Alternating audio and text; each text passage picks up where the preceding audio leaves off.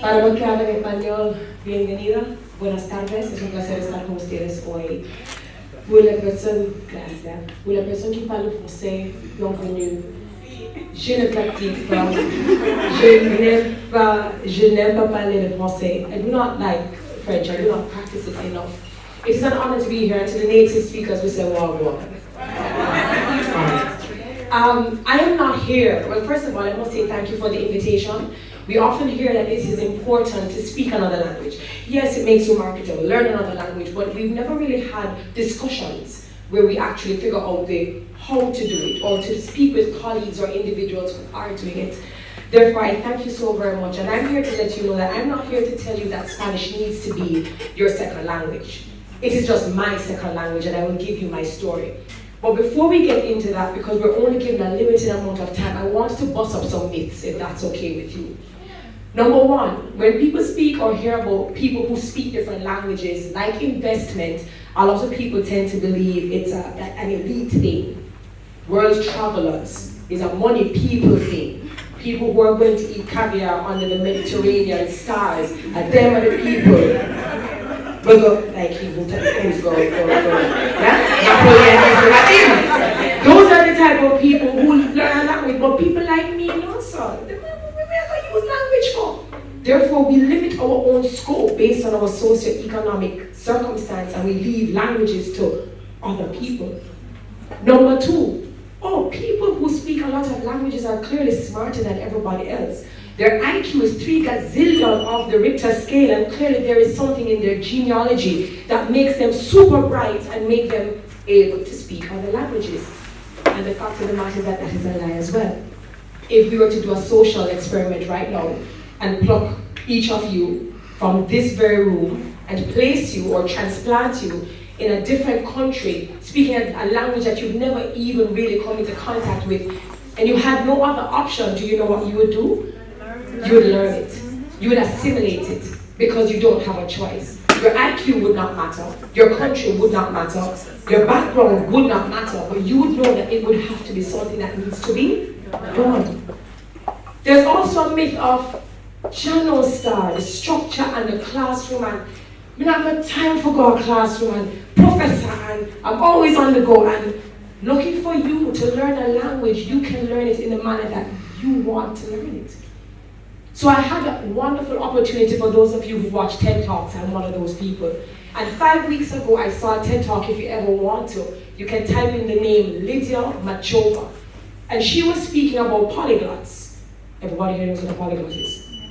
A polyglot is somebody who speaks multiple languages. You realize that we say bilingual, trilingual. After we get to trilingual, what do we call people? Polyglots. So she was speaking about polyglots. And what she realized when she went all around the world to meet other polyglots is that there was one commonality. And the commonality is that they all learned very differently. They all chose their own specific, effective way to learn their language. There was no structure. Some people learned by speaking, some people started by listening, some people started by reading. What they did effectively was they chose the manner in which they wanted to learn. Therefore, don't bog yourself down in thinking that you have to learn it in a particular way, in a particular time, or in a particular space. Furthermore, with apps, websites, chat rooms, technologically, learning a language has become so much easier. Therefore, why is it so much more difficult for us to learn it? And I thought about it, and I think a part of it is because we're arrogant. I think there's fear, as Ricky Davis spoke about. There's a fear of being embarrassed, but there's also another thing.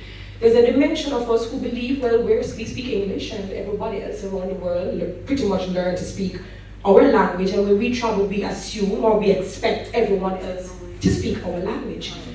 And here it is, 7,000 languages in this world, and China has 2 universities that are churning out people learning English, and yet still the amount of us who would even dare to learn Chinese is ridiculous, because we expect that everyone will speak our language. And therefore, we are to use the technological advancement that we have been given to assist us in learning this language. Now, I'm going to give you some very easy examples. My best friend, Melissa, Trinidadian, works in Fort Myers, She works as a counselor, and she's also finishing up her nursing degree. I'm actually going to go for her pinning next month. She taught herself Spanish. She taught herself Spanish in high school. She put post-its all over. Her mother was crazy. I mean, her mother was upset. Every surface she had post-its all over. By the time she got to Cuba, her Spanish was blinging. She learned perfect Spanish because she was in love with the culture. She was in love with the idea of the language, and so because of that, she got drunk in terms of learning that knowledge that Spanish was. You have men who wouldn't go as far as telling you that they speak Portuguese or another language, but they like football, they like a football club. The football club speaks a particular language. They start following the news, they follow them on Instagram, they start to watch the interviews, and then eventually they even start to learn the anthems sometimes of these countries and these clubs. You know what starts to happen? They start to assimilate the language, not because they intentionally wanted to, but because it was going through a conduit, which was sports. I'm just showing you the different manner in which people have learned. Ricky David said it, and I'm going to repeat it. There is nothing more incentivizing than a love interest. You put 5 men in a room, in a Spanish class or some other language class, and they will literally graduate after 5 years without speaking the language. But you put a hot girl in that class that speaks that language, and all of a sudden these guys are conjugating verbs. They are Googling, and they're checking every app because they want the competitive advantage. And it has never failed. No, I'm not saying that underneath a good man or a woman who speak the language that you want to learn. But what I will say is that that love interest, I have seen time and time again work, that people start to exchange the language. There are people who are strategists, people who have no real care or desire to learn a language, but have looked into the future and have said, well, China is a superpower. They're all over, they are inhabiting our earth, our planet, our countries. You know what? I need to position myself, therefore I'm going to go and learn that particular language. Some people are strategists. Then there are people like me. There are people who you sink or you swim. There are people who their bosses come to them and they say, hey, guess what? We're expanding. We're shipping you over to Puerto Rico to head the office. All of a sudden you become a team leader in a country with people who report to you, but you can't speak their language. Therefore, how effective are you as a leader? How effective are you as a boss? And that could be a limiting factor to your promotion. You now have and it's funny because somebody, when I posted the flyer, somebody came and said this was his exact situation. And he said, what should you do? And I said, you learn that language, and you learn that language very, very fast. Because Nelson Mandela said it. He said, if you speak to a man in a language he understands, you speak to his head. If you speak to a man in his language, you speak to his heart. Therefore, you have those persons who have to sink or swim. And for me, it was school. I didn't have any money. My mother was a single parent. She didn't have any money to send me to a traditional university. We didn't have the money. And the only opportunity for me to pursue veterinary medicine, which was my dream career, was to land a government scholarship. There were only 2 at the time to do it. And I would have to do it in Cuba. I didn't even think about the whole Spanish thing. I just said, hey, this was my opportunity and I'm going to take it. Sink or swim. The Jamaican students who were there before us would show up at the Cuban embassy to give us an orientation, and even at that particular point in time, I still hadn't thought about the language. They told us about bringing chlorine tablets for the water, bringing water boots, non-perishables, Lysol. They spoke about all of that, but we still did not really realize what we were getting ourselves into. I would arrive at Cuba, or in Cuba on a Friday, and we would have those same Jamaicans meet us at the airport. They would arrange our bus, our transportation. We would get to our campus. They would give us our dorm, our rooms. They'd tell us about our schedule. On the Saturday, we would go to the plaza, the mall, to buy basins to wash our clothes and things like that. And everything was fine because they were translating. But Sunday would come. And Sunday meant that they had to pack their bags and go to their other campuses. Some were 16 hours away, 8 hours away. They only came in to facilitate us and to help us settle. Now it was Monday morning. We knew the number of the room we were supposed to go to. We went to the class, and I will never forget that morning. Professor Marisol, she stepped into the class.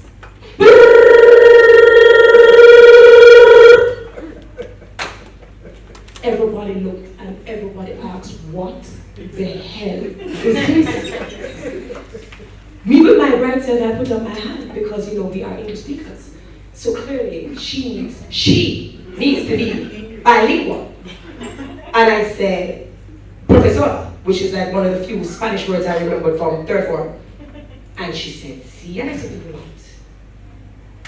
we do not speak Spanish. And I remember everybody giving me a nod of, go TV. And I remember her kind of knocking, just saying, de verdad. I mean, at the time I wouldn't have known that that's what she was saying. And she responded to me in Spanish. And the class continued in Spanish. And then she handed out our books which were in Spanish. And every other book after that was in Spanish. That Monday I frost out. That Monday I went back to my building after I walked across campus feeling defeated and asking myself, what did I get myself into? I clearly bit off more than I can chew. I wondered to myself, why my family are poor? Why I could just have money and go to a normal university, speak English, and get my career over and done with. But I realized something. On the second floor of my building, Cubans live. And every morning we pass, I say, hola, ¿cómo estás? Because that's all you know. And they say, hey, ¿cómo andas? And then I go back to my room and go, what is ¿cómo andas? Because they teach us ¿qué tal? And they teach us ¿cómo estás? What is ¿cómo andas? So I would go and I'd say, oh, how you going? How you walking? So then the next time you see them, instead of saying ¿cómo estás? Guess what you say? ¿Cómo andas? And then when you say ¿cómo andas? You know what they tell you? ¿Qué bola? You run back to your room and you start to look up and you say, what is ¿qué bola? And then you realize it is not in the dictionary. So you start to ask people and you realize, oh, that's how Cubans say, wow, go on. You're now familiar to them, so they're now saying ¿qué bola? ¿Qué bola? So the next time you see them, what you say? ¿Qué bola? But this goes back to what Ricky Davis was saying. You cannot have a spirit of fear. You simply can't. If you're wrong, I don't know. You wouldn't be the first and you won't be the last. So basically, this is how we started. But then I noticed something else. They would play their music and they would dance. They would do casino and salsa. So I used to go and I used to sit down and I used to watch them. And they used to always say, come. I tell them and I'd say, it's fine, I don't speak your language and I don't do your dance. And eventually I would say, yes. And it is in learning to dance that I would learn la vuelta, izquierda, derecha, para atrás, abajo, arriba. And you realize that it is in speaking that you say, this is not bad. So for the first 3 weeks I didn't go to class. Don't tell my mother or my grandmother. I sculled class. And where I was in every discotheca. I was at the boulevards, I was at the plazas, I was at the Malecon, I was at the waterfront, and I was speaking with every and anybody who would have a conversation with me. Therefore, 3.5 weeks later, I would step into the class. Buenos días, profesora Marisol. ¿Cómo andas? Oye, ¿tú estás bien? No, yo no estaba enferma, yo estaba bien. ¿Y tú? ¿Qué bola? ¿Qué bola? But it's because I made it my duty to learn through a conduit which was dancing and music. And then I made it my duty to go and speak to people, which is something I love to do. And it is in doing that it worked for me. So fast forward. I entered Miss Jamaica in 2005 as an unlikely candidate, dark and Afro and all of these things. And I would win. I would then go to China, where I would now sit and compete against 110 of the most beautiful women in the world. Now I realized, holy crap, I speak a language. I was now with Uruguay, Paraguay, Peru, Costa Rica, Mexico, Colombia. So when I passed, hola, ¿cómo estás? After a while, we had a month there. They were now inviting Miss Jamaica, come sit with us, have lunch with us, have breakfast with us, have dinner with us. And in my year, you were allowed 2 votes per person. So naturally, everybody would give the first vote to the countrywoman that was representing. And the other vote you had to give to another queen. I would walk away as a public vote for the Caribbean in 2005 simply because those massive territories were telling their family and their friends, hey, you have to vote for Miss Jamaica. She's nice, and guess what? She speaks Spanish. Because again, you speak the language that somebody speaks. You speak to their heart. And that was the first time I was actually using the language in a very practical way. Fast forward, I finished veterinary medicine, graduate, doctor, cool, I'm coming back to Jamaica. The vet board looks at me and says, I'm sorry, we do not accredit students who study veterinary medicine in Cuba. My mother said, so what are you left with? I said, I don't know, my language, but who's going to lose Spanish in Jamaica? What would happen after that is insane. Because I'd go on to doing public relations and media and digital marketing and general management, and I would never use my language. I'd never use Spanish. Most people to this day don't know I'm a doctor, and they don't know that I speak Spanish and that I speak French at an intermediate level. But what would happen is, from doing media over and over, I'd get invited to host events, corporate events. And there was this massive event that I did once, 600 persons, diplomatic corps, ambassador of this, ambassador of that, massive Spanish contingency. So as a host, you do your protocol, minister so-and-so, diplomatic corps so-and-so. But when I got to the ambassadors, I decided to greet them in Spanish. And I went on and went on and went on, and I gave them their own special greeting. And when I finished, the entire room in the Pegasus was dead quiet. And I said, oh my God, am I going to be fired for that? And all of a sudden, everyone erupted in applause. And I said, y'all didn't know? And everybody burst out. And I mean, after that, the contingency came across. And what do you think happened after that? Every single time there was a dealership, a car dealership, a hotel, anything that opens up on the North Coast, I promise you, I'm the one they call to host the event for the groundbreaking all the way to the opening. I have emails from directors of these multi-billion-dollar companies asking me, do you want to stay in Jamaica or do you want to now move to Spain? Because we love people like you who speak our language, but you also speak English. So now imagine I'm doing veterinary medicine. I had to go to Cuba. I had to learn this language. I wasn't using the language. And now each time I do something in Spanish, I just hosted the breaking of H10 hotels. There's another one that is opening in a couple of months, and I've been called for that as well. I just heard that there's one coming with Arabs, and I'm now trying to brush up to figure out. Maybe I need to go learn that language. But what I'm saying is that if you want to limit yourself, then you go ahead. If you want to repeat all the nuances that other people tell you about languages being hard without trying for yourself, then go ahead. If you want to be one-dimensional, then I'll say go ahead. But if you truly want to experience what this world has to offer you, and if you truly want to open doors and step into dimensions that you didn't even know existed simply because you are able to say, ¿Cómo estás? It is a world like no other. So it is for you to figure out in a very practical way how to make that a part of your learning experience. So there are podcasts. So people watch movies in the language that they want to learn. So people read books in the language that they want to learn.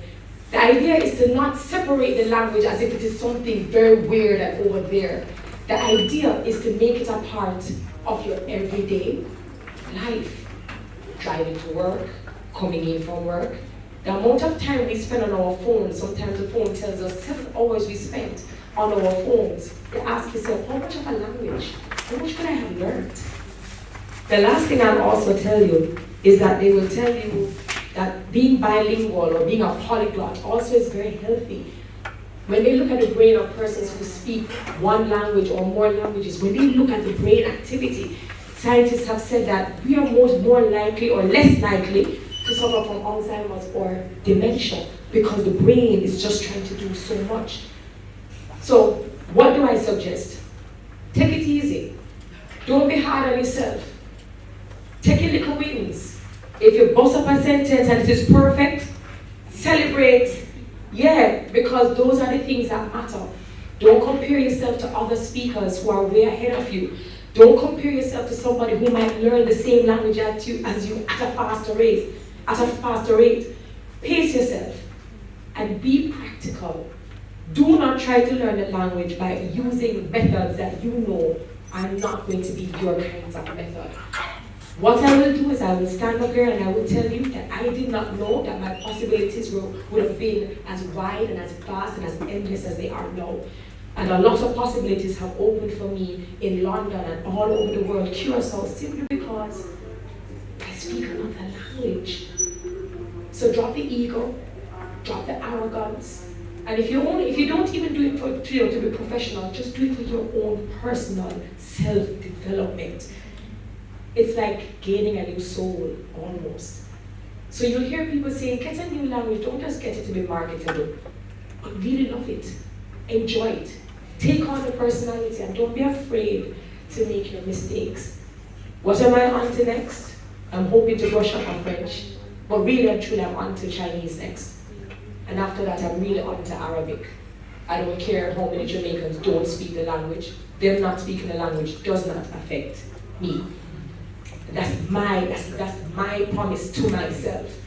Therefore, I challenge you, if you have not thought about a language now, take some time, figure it out. Speak the globe. Drop your finger up on the globe anyway. Maybe your finger drops so many, you say, you know what? I eat me alert. Surprise yourself. But I wish you all the best, and I thank all the organizers who thought that this was a very important forum. What I can say is that it is extremely practical. So unlike a lot of the subjects that we speak on, we say, well, we do and they say, we're not going to use it. We're not going to use it. I guarantee you, somewhere, sometime, in an airport, in Napoli, wherever, you will be surprised to know when that language can come in extremely handy. Ladies and gentlemen, I wish you all the best in your pursuit of your career, but also in pursuit of your personal development. Thank you.